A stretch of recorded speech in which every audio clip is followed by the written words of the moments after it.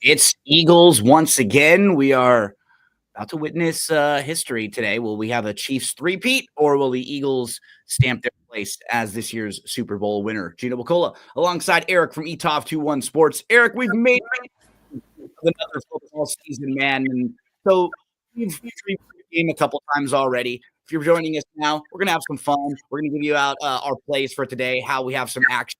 But I'm going to also remind everyone out there a few different ways you can have action. Because today, Eric, I've got like 3 different Super Bowl square pools.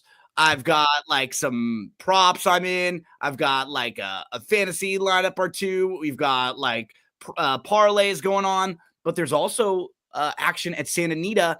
This is a game that you have won before. The Pick'em contest that they have, only free contest to enter. Pick'em.santanita.com. Now, today at Santa Anita, all of the racetracks run their races early. So that way nothing is going on during the Super Bowl. So every track starts early. Their races are totally done by the time the Super Bowl hits. So it's a perfect like lead right in to the Super Bowl. The races start at 2:00 Eastern time at Santa Anita. There's a pick 6 carryover today, 53,000. They think it's going to be around a $500,000 pool if you want to get involved. And that's not a jackpot, right? Nope, not a jackpot. And it's a $2 base. So it's a little tougher to play, but not a jackpot. You don't have to be the only one in order to still hit for a nice score. And then you have these contests. If you go to pick'em.santanita.com, and then you just fill out your entry, it's free. You don't even have to put any credit card or anything in. You just give them some of your information, and then you just fill this out. And there's 15 questions today, Eric, instead of 12, a few extra, but a lot of them. First touchdown, national anthem, most receiving yards, the actual spread of the game, longest field goal. I mean, this is almost all Super Bowl props today. So anyone that's watching the game, that's playing the game, just go do that. Go fill this out. It is absolutely free. You could win $3,000 today. Put in a little pick 6 carryover ticket. You know, you've got an opportunity there. And then one more thing I wanted to show everybody just before we get into it, because this is kind of new. You can go to drf.com now, which is where people go for all their horse racing news.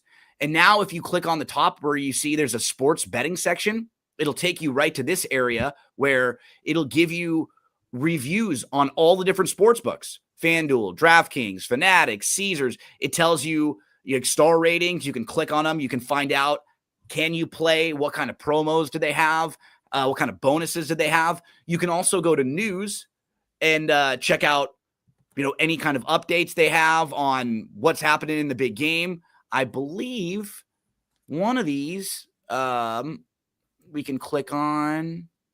Let's see. I think this was this me? One of these, I'm actually doing the analysis of the write-up too. So, and we might be able to get Eric doing some write-ups in here very soon also. So just some extra resources for everybody today. Extra ways you can get a little bit of action. I think it was over here where I am. Let's see. So Eric, one final time today, my friend. You ready to rock and roll? I'm ready, man. Excuse me. So a couple ways we can help you out there with drf.com if you need some extra help with extra news. And then maybe you can win $3,000 today in those pick'em contests. On the Hornets Lakers trade being axed. I know we're going to talk that today. But you know what, Eric? That's kind of a weird one because I'm like frustrated because we wanted the big man. But if the guy's not healthy, then I definitely didn't want to be locked up with him. And I'd rather go in a different direction. So mixed feelings. Like I'm bummed because it felt like, that was like a piece they were missing that they really could have used. But if the guy physically can't do it, then I didn't want to be locked up to him either. I'd rather go get Dalton Connect in the pick back, and maybe you can use that in the summer. Maybe you can get a buyout guy or two. I love the way they're playing right now, but, I don't think you want to go take a shot on a young guy who's already had a bunch of injury issues, right? Oh, yeah. If he's not 100% and like there's seriously some issues about him, you definitely don't want him. It's going to be interesting to see how this affects the buyouts, market. right? No, the market for GMs looking to do business with the Hornets in the future. I mean, if the guy's not right, God, I can't talk. If the guy isn't healthy, you got to kind of trust as a GM, right? Kind of say, hey, you know what? I understand, but you know what? This is what's going on. Maybe get a discounted trade. But to get that much return and to send damaged goods, not a good look for the Hornets. Okay, Eric, let's get on into it, my friend. Today, we're going to start the game. Where are we going to start the game going for a first touchdown? Because that's going to be the first thing that happens. So you and I like to throw one of those in. Where are you going today for your first touchdown score of the game? Devontae Smith. This is my guy, my rider guy today. I'm all because that's your like the way that you're handicapping this game. You think it's going to be a kind of a Hurts, but mainly a Smith game because you're sort of looking at who the Chiefs are going to try to stop, right? Yeah, I think the Chiefs are going to look to take away A.J. Brown, Saquon Barkley, and Hurts' legs. This is going to open stuff up. For Devontae Smith in the passing game. Absolutely love him in this matchup. Yeah, so I'm going to go with Worthy. Just sort of looking at the way that things have been built. Kelsey is going to be someone I feel like the Eagles are going to do their best to try to eliminate, at least early in the game.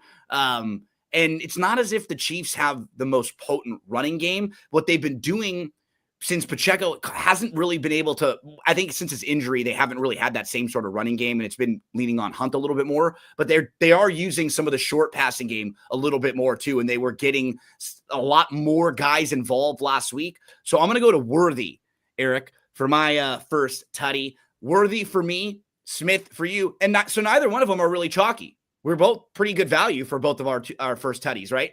Yeah, I mean, it would be great if one of these were able to get home.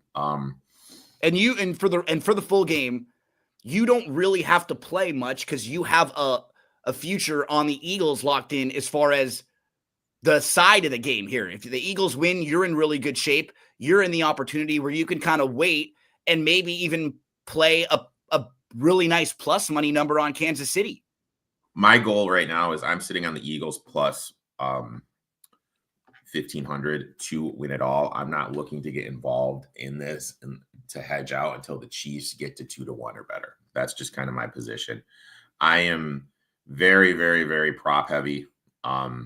Is it real quick? Are you surprised at all, even just based on like perception and narrative and stuff, that we're kind of back to like almost a pick 'em? Like it moved a good amount yesterday to pick 'em. We're slightly leading Chiefs. Are you surprised that this is where the number is and it wasn't closer to like Chiefs -3 just based on them being the Chiefs? Or does this feel right to you?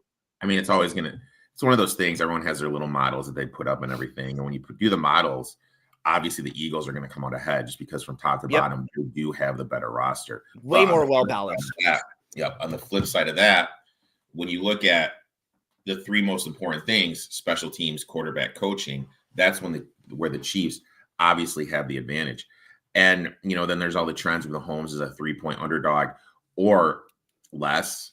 But again, I think the big thing comes down to pre-snap motion. Chiefs are one of the best in the league running an offense. Eagles are one of the best in defense stopping it. Which one is going to win that clash? Whoever wins that clash is going to win the game. And can the Eagles run the ball? I mean, they have yet to give up a 100-yard rusher. The Chiefs do for God knows how long. I'm interested to see how the refs call the game. This is a great point that you've made. I like this because I was talking to someone last night, and they are adamant that if the Eagles get up, the Chiefs will get some help from the officials. Just adamant. Or maybe the opposite way, like you were kind of pointing out the other day, right? Do you think they kind of overreact? The Chiefs, the nature, and if cover your bases, you don't want to go out there and have people think you're biased. So the first couple calls are like the either or calls might go to the Eagles the first few. Yep. So I don't know. Like my whole thing with the refs, and I know there's like this big conspiracy thing. No one can keep a secret. If that really was going on, someone would say something by now. Me too. There's never like the big conspiracy things that are like that. You know how many people have to stay quiet, like you said. Yeah. And I will point out, as we'll get into our props right now, you and I are, avid gamblers. We're betting every day, different sports, all these things. Sometimes, like, we can get a little, not cynical, but like our job is to poke holes in the favorites. Like our job is to find why won't the favorites win? That if you're a gambler, that's like your first job. It's not, I'm going to go bet the favorite. I need to find a winner. It's why won't the team that's supposed to win or the team that's valued to win? That's like, where do you start? And then sometimes you can't find a reason, so you sit out or you play something else. But I do think we don't get a lot of opportunities to bet the Chiefs or to kind of talk positively about them, because usually, the Chiefs -7.5. We're playing whoever plus 7.5. I just want to spend 1 minute giving them a little bit of credit, because I don't think you and I get a chance to do that too often. Like, what we're seeing right now is so incredible. We've never seen it, literally, in the NFL. We've never seen a team be in this position to three-peat. We've never seen someone like Mahomes kind of be able to pull it out late, read Mahomes, that combination as good as the Brady and Belichick combination. So right before we kind of dig some holes again in them and talk about reasons why we think they may get beat, or, some negatives, just got to give positives, because, man, in this era of sports where players are changing all the time and it's so hard to win back-to-backs, just watching this, I think we forget about how sometimes we're watching greatness as it happens. I mean, we've got them, LeBron still scoring 40 points he's 40 years old. We are seeing some awesome stuff happening right now between these Chiefs, what's happening in basketball with some of our favorite older players like Durant, even LeBron, Curry, they're still there. I like to take a minute and, as we get a little bit older, say, wow, Eric, this is something we may never see again. It's going to be hard. I mean, when you really look at what they're able to do by keeping literally everybody together. And I mean, let me rephrase that. The main people on the coaching staff, Spags not leaving is huge. That's the biggest key, right? I really feel if Spags would have left, then this wouldn't be happening. Him staying there, being content with just being a DC and winning, kind of speaks volumes of what they're able to do. Compare that to your Lions this year. You lost both your coordinators, right? I'm having a hard time on my voice today. With the Lions, they lost both their coordinators. How's that going to turn out? But, you got to give them props. We've never seen this begun. This could be history before our eyes. Okay, Eric, some of your plays today. What have you locked in for props or anything you might be looking or waiting for? So what do you want to do? Me do one, yeah, you do one? You do one and we'll go back and forth. Yeah, that sounds good. Kareem Hunt, anytime tutty, plus 140, proven playoff performer. Hunt has scored a touchdown in 6 games. He's played in 6 games. So every single game he has played in, he has scored a tutty. Leads the Chiefs in carries, rushing yards, rushing touchdowns, yards per attempt, and has a 44% carry share during the playoffs. Red zone dominance, leads the Chiefs in red zone carries this postseason. Led the Chiefs during the regular season in red zone carries, 15th most in the league, and rushing touchdowns. Top the Chiefs in carries inside the 5-yard line during the season, 9th most in the league. Pacheco has some injury concerns. While Pacheco made a great effort to return from a fractured fibula in week 2, he is not fully recovered, lacks the power or burst. Strong finish to the season. Hunt has looked more explosive as the season's progressed, positioning him as a key contributor in these high-level situations. Give me Kareem Hunt anytime tutty. I'm going to go one of the sack props, Nolan Smith to record a sack. It's actually floated back up a little bit to plus 108. I think that's a really nice number. He has 4 in the 3 playoff games. He leads the team with 15 pressures during the playoffs. There are a couple weak spots on the Chiefs offensive line I think he'll be able to find there. And this year, Mahomes has been sacked more than he ever has been sacked previously. So he's taking more sacks than normal. We've actually seen this exact thing happen to the Chiefs in the Super Bowl when they played Tampa, when they couldn't stop any of that defensive front. The Eagles have an opportunity to do something like that. I think Nolan Smith is one of the guys they can lead on. Plus 108, Nolan Smith to record a sack. Back to you, my friend. My next one, tradition like no other. First half under 24.5. First half unders 12, 6 and 1, 67% over the last 19 Super Bowls when the total was 24.5 or more, 8-1. Andy Reid coached teams 3-1 to the first half under. Eagles went 10-7 to the under first half during the regular season. This is those high pressure situations. Teams play cautious, look to avoid turnovers.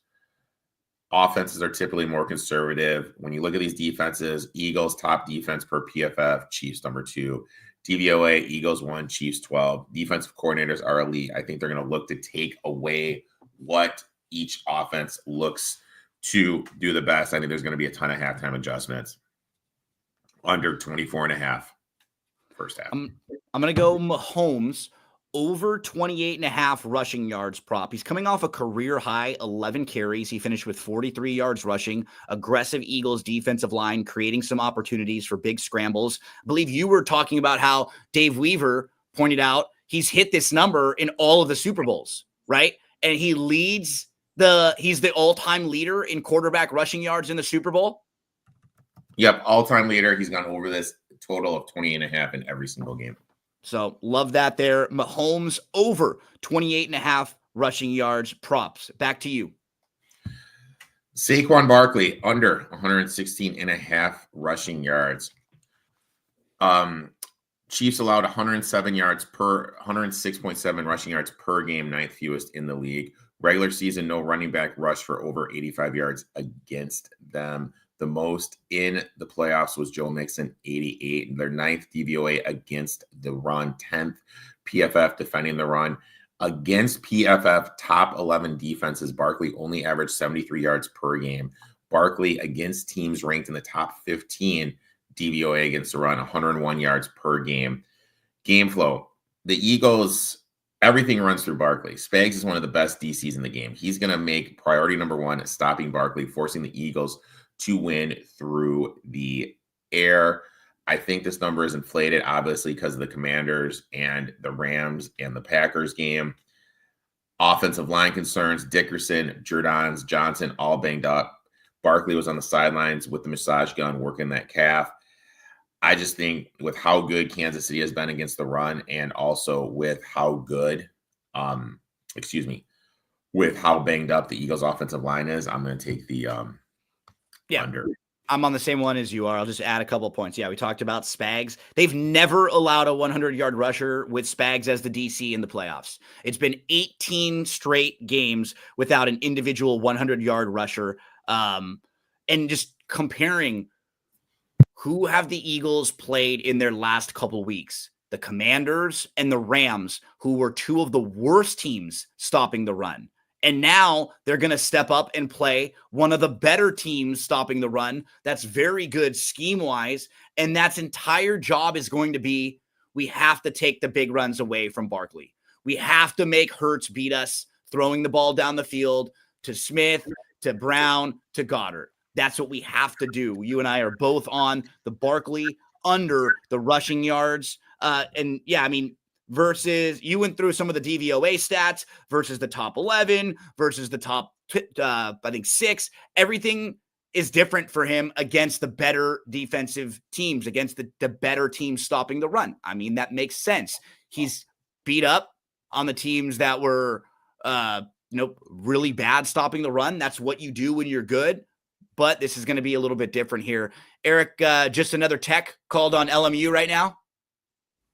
That was brutal last night. I mean, that's the one thing that sucks about college basketball. Sometimes you stay up for these games and you just tech after tech after tech after tech. It was brutal last night. Awful. Thoughts on the Tampa Bay stakes race yesterday? Yeah, you know what? Let's make some money. The horse that won, John Hancock, is only making his second start. He's a speed horse. So I give him credit for what he did. He only got an 85 buyer in winning that race. So it wasn't like the strongest race so far in the Sam F. Davis. And just to compare, there was a horse that ran at Aqueduct yesterday named Sand Devil, who was just facing like New York bred horses in a way, way softer race. He earned a 93 buyer, and this horse earned an 85, John Hancock, in winning. So yeah, I agree with you. I wasn't all that impressed with the Tampa Bay stakes yesterday, which was the Sam F. Davis. They'll have one more stakes race at Tampa for the Kentucky Derby points, which will be the Tampa Bay Derby coming up next month. So, Bobby mentions it too. Take away the big runs. He's been marginal on the down to down. We saw the Rams do that. They just couldn't take away the big runs. They stopped him on the down to down with just 2 big ones that gashed them. Eric, I hand it back to you. Where do you go for your next play? My next one, I'm going to Sizzler if he has a good game. Devontae Smith. I got this really early. I took over 49.5 yards receiving. I also bet him MVP 66-1. Spags, one of the best in the game. Look, 1, Barkley, 2, Brown, 3, Hurts' legs. So that means Goddard or Smith are going to be in favorable coverage. This approach will likely open up favorable matchups for Devontae Smith in the passing game. He ranks second on the team during the playoffs, yards, receptions, third in targets for the entire season, second in receiving yards. When we look at how he's done against the Spags defense, 9 targets, 7 receptions, 107 yards per game in the Super Bowl. 9 targets, 7 receptions, 100 yards 2 years ago. A.J. Brown, massive game in the conference final. Goddard's been money. Obviously, Barkley's been money. I think this line is a little down when you look at everything. So I'll take Devontae Smith over the 49.5. And I'm going to play him, as I said, MVP. I feel that for whatever reason, people don't like Jalen Hurts. I don't know why. I love the kid. But for whatever reason, people don't like him. If Smith goes 110, 2 touchdowns, I think he'll win the MVP. And I'm going Hurts over the 2. I went to a Hurts adjusted passing total. I went to Hurts to hit 250 plus passing yards. That's a plus 225 number. He basically hit that last week when he had 246 yards passing, and they didn't even need to throw the ball at all late in that game. I mean, they were destroying Washington, so they were just running the ball there late.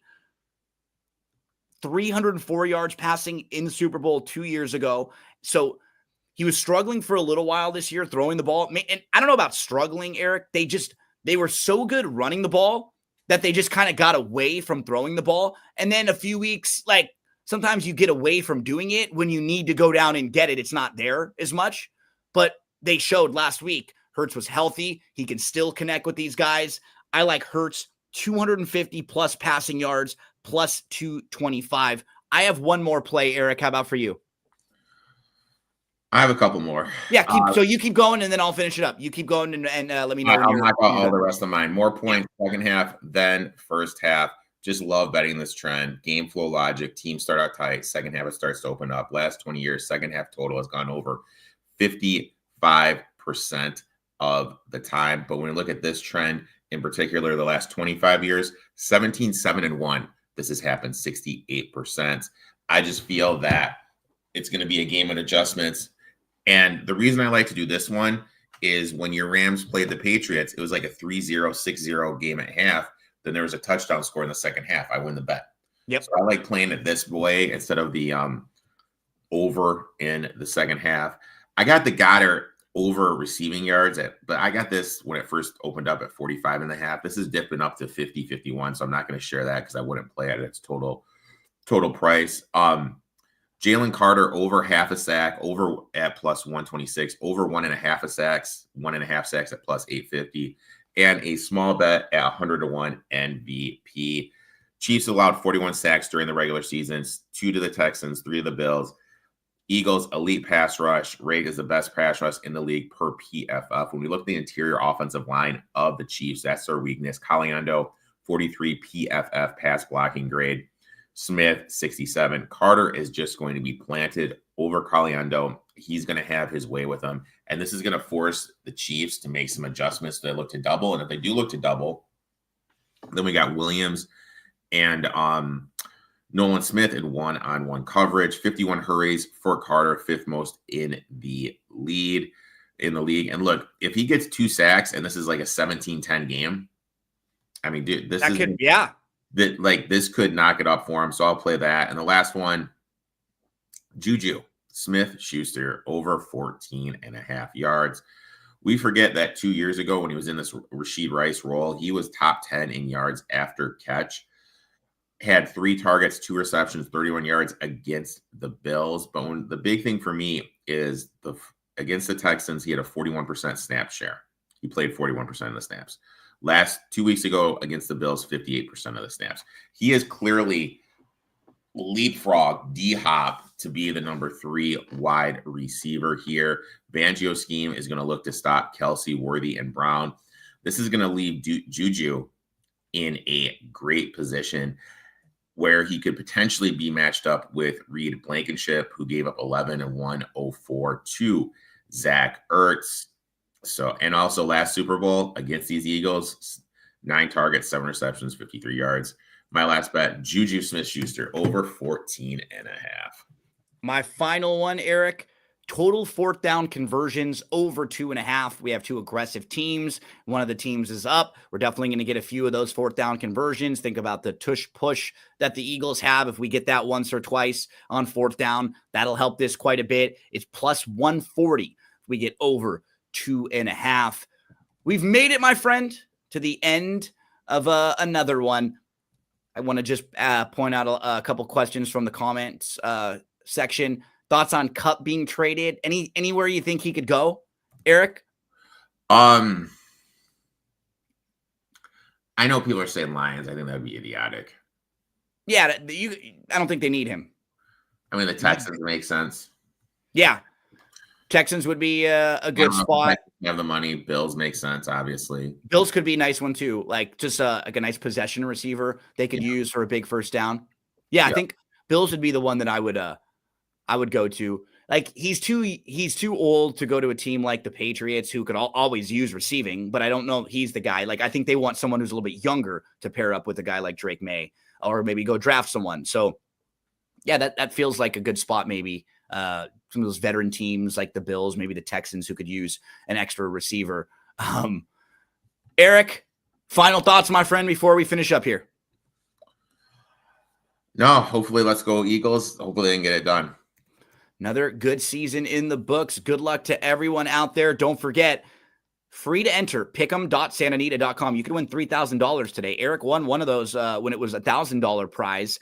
And also pick 6 carryover at Santa Anita. Get involved with all of the action today over at Santa Anita. Eric, man, thanks so much. Another fantastic year. Wish you the best of luck in all your plays today. We wish everybody the best of luck. Eric will join me on my podcast in the coming weeks to kind of start to dip into basketball now. I'm sure come March Madness time, we'll do something for the brackets, a bracket breakdown. But yeah, we'll shift to basketball now for a lot of our analysis and a lot of our focus. Good luck to everyone out there. We'll see you again very soon talking sports right here on our YouTube channels. That's what G Said Podcast and the ETOF 21 Sports. Eric, anything else before we say goodbye? No, good luck, everyone. It's been a good year. Let's finish on a high note. Awesome. Best of luck. Should be about as good of a game as we could have asked for.